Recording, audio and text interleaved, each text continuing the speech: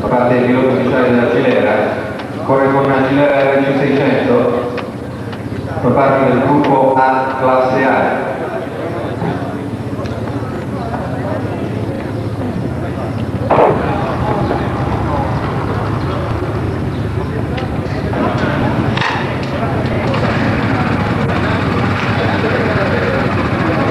Sta partendo anche un Mercedes, non fa parte della gara chiaramente.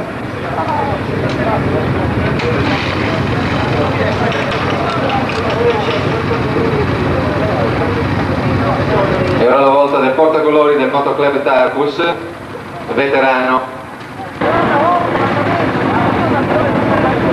Nel frattempo ringraziamo i collaboratori di questa sesta manifestazione, Rally Tarkus, la Camel Adventure, la Averna SPA.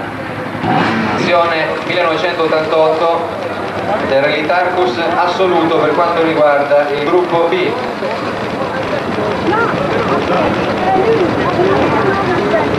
Junior 250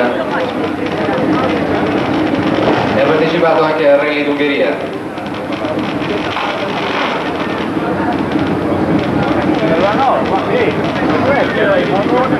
Ha partecipato al Rally Tarkus nel 1987.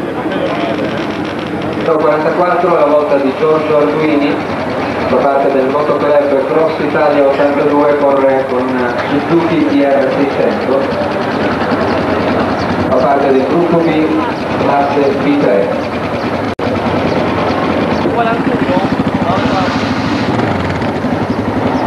Con il pettorale numero 45 la volta di Maurizio Zapulla, Motoclub Monreale, corre con una Yamaha 600, fa parte del gruppo A classe A.